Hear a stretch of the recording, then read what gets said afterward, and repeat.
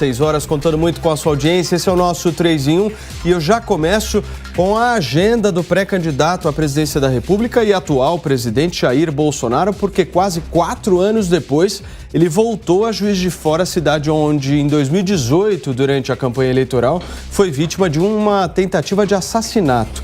Ele levou uma facada praticada por Adélio Bispo, criminoso identificado, confesso, que segue preso à espera, inclusive, de decisões médicas e também judiciais. Já em pré-campanha pela reeleição, Bolsonaro atraiu hoje centenas de seguidores durante a motociata que percorreu grande parte da cidade considerada como a capital da zona da Mata Mineira. Em seguida, participou da 43ª Convenção Estadual das Assembleias de Deus e ele discursou, e a gente vai ouvir um trecho agora.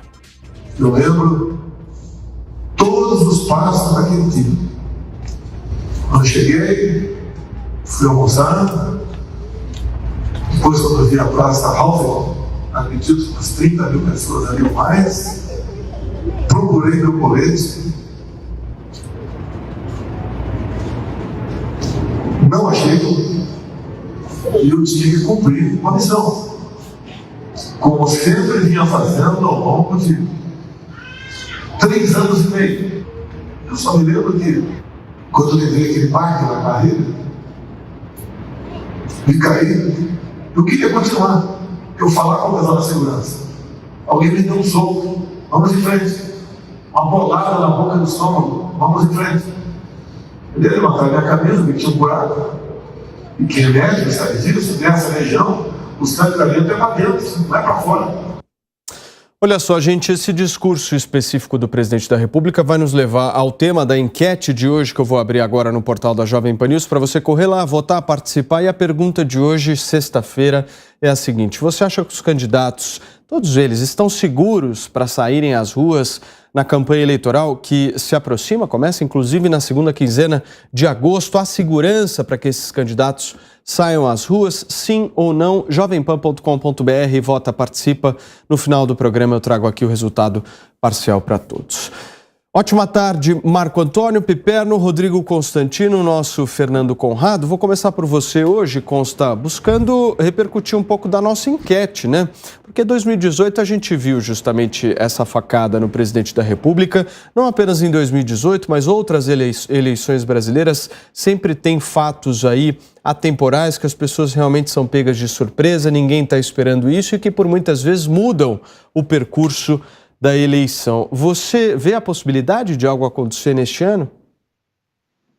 Boa tarde, Paulo. Boa tarde a todos. Eu espero que não, né? Mas é óbvio que é uma preocupação constante que deveria e que, sem dúvida, está na cabeça de todos os pré-candidatos, principalmente os dois principais.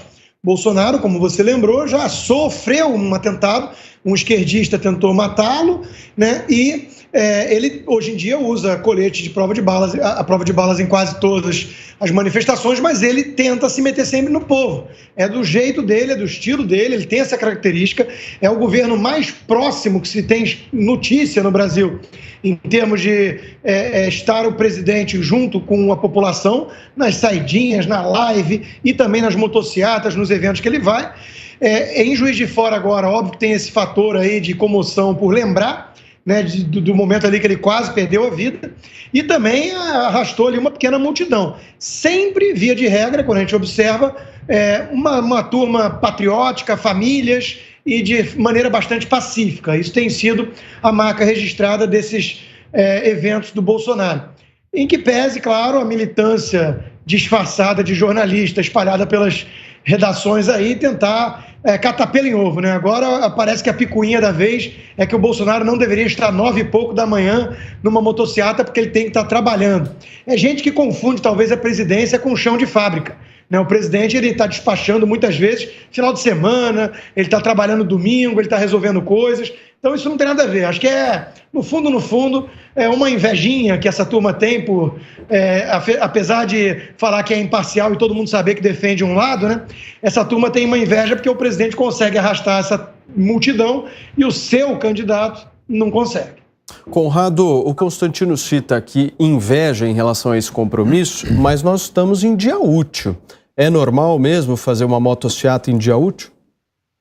Eu não acho normal não acho normal, mas faz parte das atividades do presidente aí, né?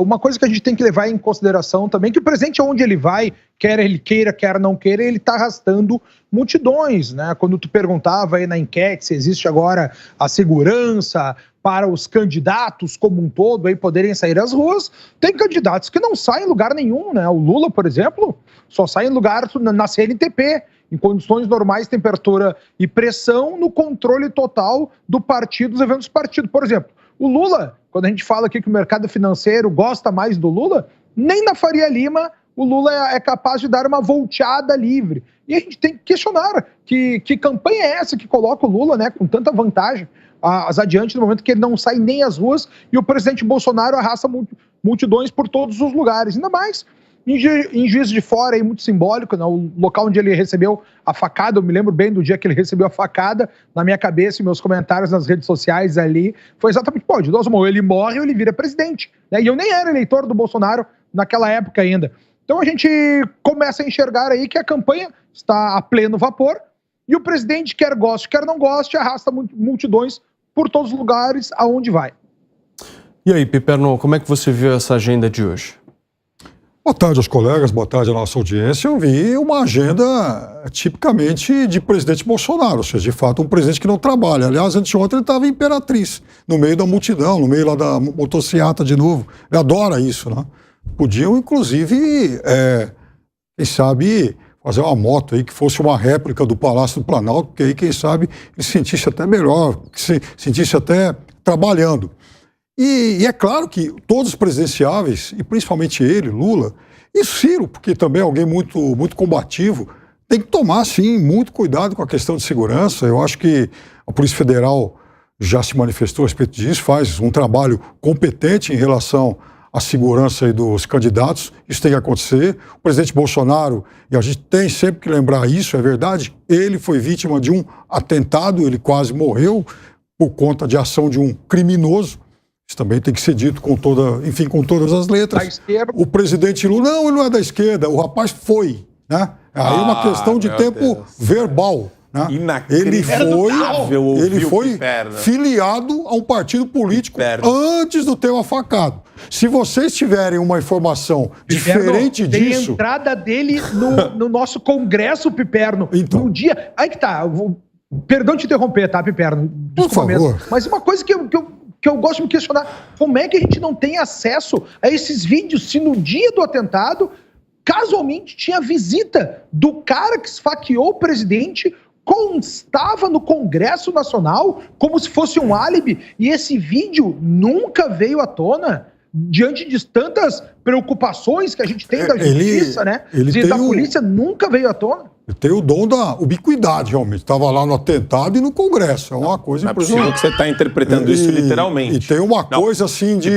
Usa um pouco a lógica formal. Veja, eu quero dizer o seguinte, se você, Conrado, ou qualquer outro dos nossos colegas aqui, tiver, por exemplo, alguma documentação nova que comprove que naquele momento, aquela fase da vida do tal do Adélio, ele fosse filiado a algum partido político, por favor, apresente. Esse programa tem grande audiência. Ou seja, ele foi, como, por exemplo, a gente sabe de muitas pessoas que foram filiadas a partidos políticos e depois mudaram ou deixaram de ser. Agora, sobre o que o Conrado falou que o outro não vai a lugar nenhum, ele foi. Aliás, já foi, inclusive, em vários eventos de campanha e em alguns deles acabou sendo alvo de ação de quem espalha fezes por aí, né? O que sai da alma desses... Ele não foi alvo de nada, né? O quê? Mas ele, presidente Lula, não foi alvo de nada. Mas por que erraram o tiro? Mas por que erraram? Ou você queria que fosse? Ou você queria que fosse? Aquilo foi para acertar. Ou você queria que pegasse?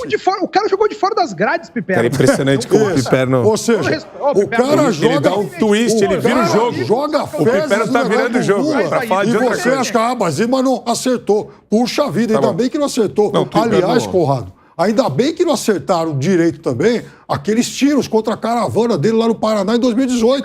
Ótimo que não tenha acertado. Isso é tudo mentira. Ah, é mentira? Então, Conrado, o fato daquela menina, apresente cara, um documento novo. Tô te dando mais uma chance. Porto Alegre teve uma menina que foi se fazer uma E olha, outra coisa. E fez errado porque fez no espelho. Eu não entendi a sua proposta em relação à questão da motociata. Você quer que o presidente da República tenha uma moto dentro do gabinete? Não, faz lá uma miniatura do Palácio do Planalto, carrega na moto assim. Não ajuda. Ele pelo menos se sente trabalhando. E outra coisa, hoje em Juiz de Fora, eles arrancaram uma senhora lá que estava falando ladrão, fascista, não sei o quê. Acho até que a polícia fez bem, porque como o presidente já foi alvo de um atentado, é importante que não se deixe ninguém chegar próximo a ele. E eu acho que as pessoas não devam fazer o que essa senhora fez hoje. De qualquer forma, você vê que há pessoas que circulam por esses ambientes que nem sempre estão de acordo com as pautas do presidente da República. O que você falou, Constantino? Por favor. Não, eu falei rápido que o Piperno é esquerda raiz, old fashion, sindicalista, PDT. Ele acha que trabalho é ali 9 às 5 no chão de fábrica. Ele não entende o mundo moderno, ele não sabe o que é produtividade. Ele não entende que a importância é entregar, é resultado. Por exemplo, o governo acabou de conseguir, junto com o Congresso, aprovar uma PEC importante. Né? Então, o presidente tem que estar trabalhando ali, sentado no gabinete para o Piperno. Você me entendeu muito bem, é que ele quase não trabalha, né? Mas se assim, ele quase não trabalha e entrega isso tudo, ele é produtivo para burro. Marco. Só para reforçar, pois o presidente estava cumprindo a sua agenda enquanto presidente. Ele foi na convenção anual das igrejas. Foi fazer campanha, né? E aí, ele foi fazer campanha, né, Conrado? Vamos falar abertamente, né? Perdão, eu concordo contigo. Mas era a agenda oficial dele, né, cara? A agenda oficial dele. Então, boa tarde a todos, audiência. Paulo, é muito engraçado ouvir o Piperno falando, porque ele tem uma capacidade, assim, de reconstruir a história e de tentar inverter o jogo, né? Quando o Fernando Conrado falou da menina que infligiu nela mesma a suástica com uma faca, menina ou mulher, sei lá, e a investigação apurou que aquilo não havia sido feito por um grupo de bolsonaristas, de apoiadores do Bolsonaro, a apuração da polícia veio depois, né?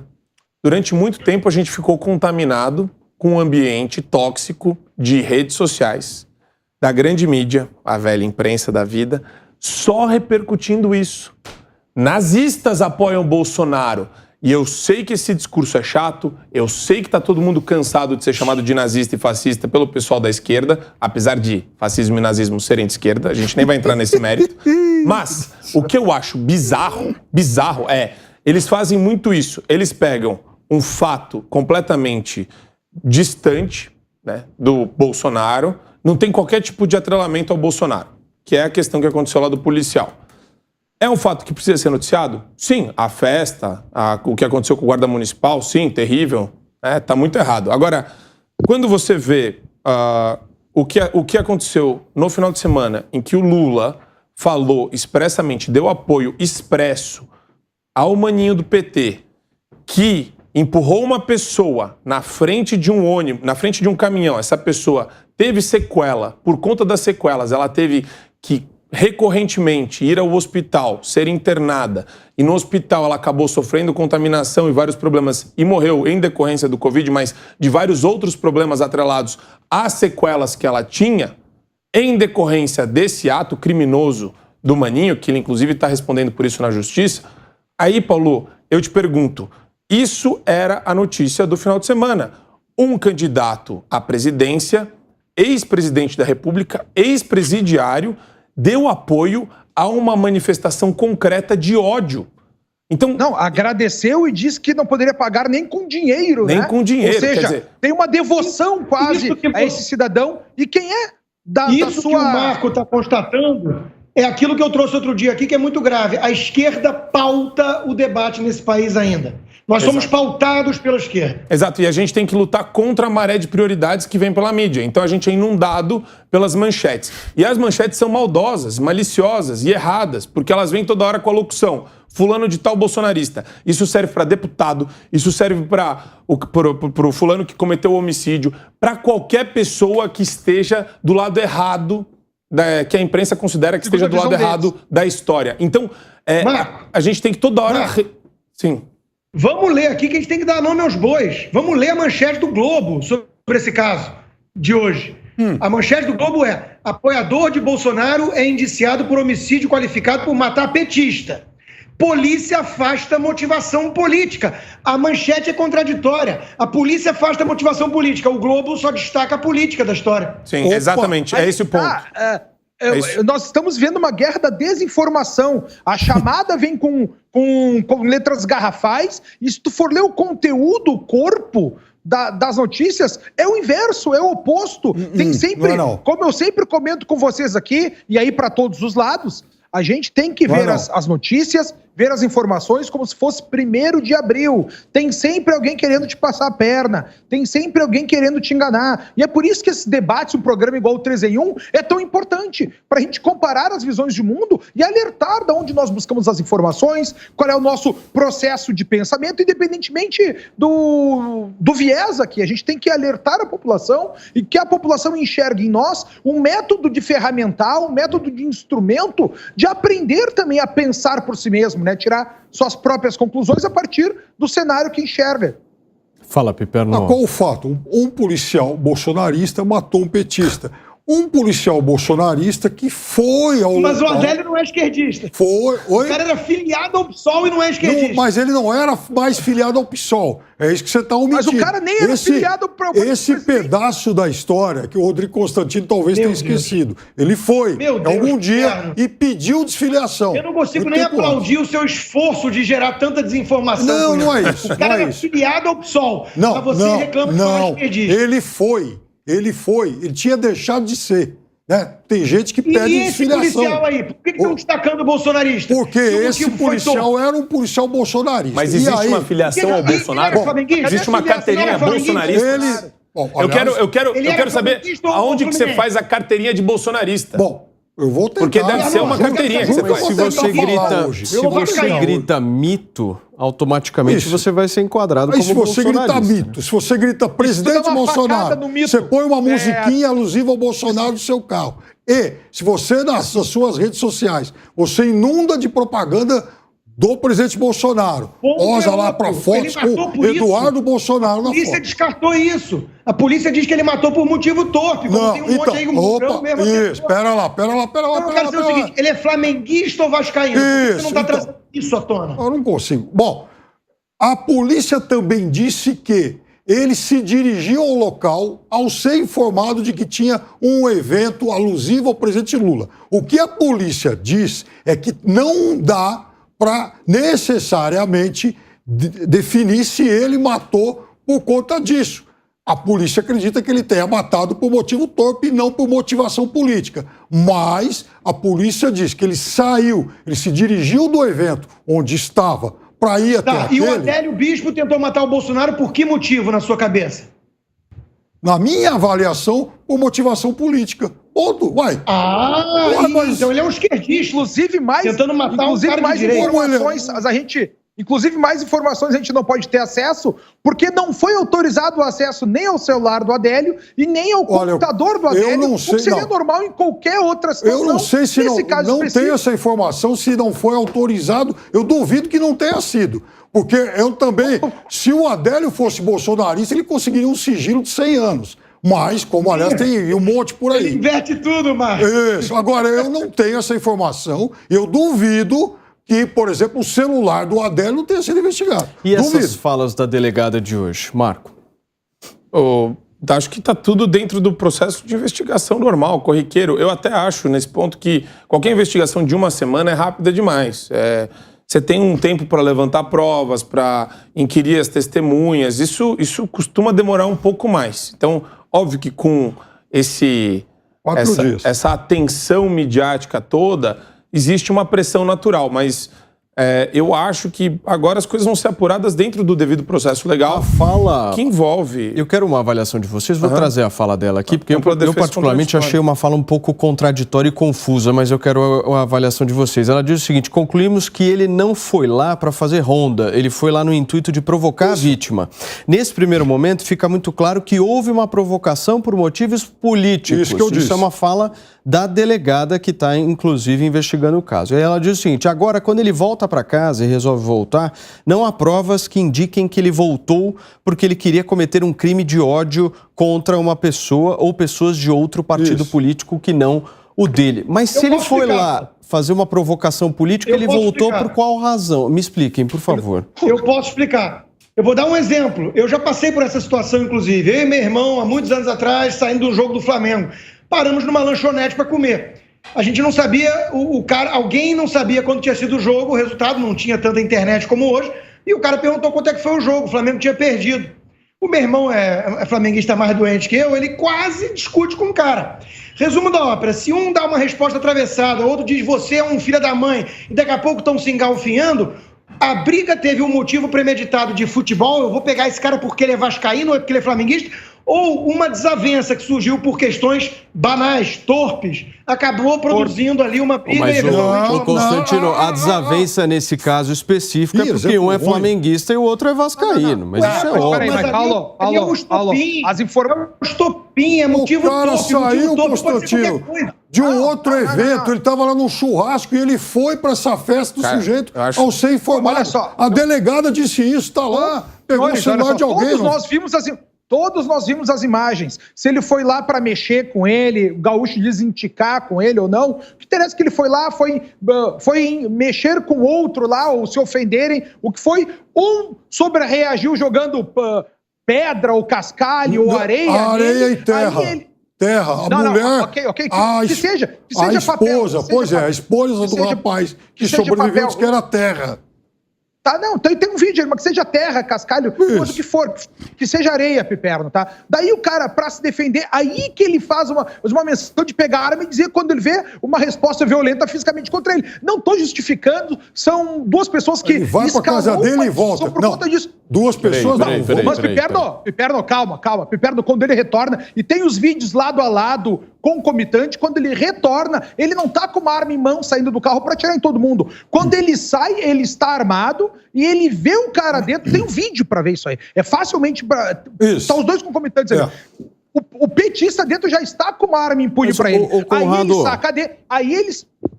Meu ponto, tá? Deixa eu trazer aqui um ponto só para discussão. Independente de todas essas questões mais detalhadas, a política intensificou a briga. Isso é óbvio.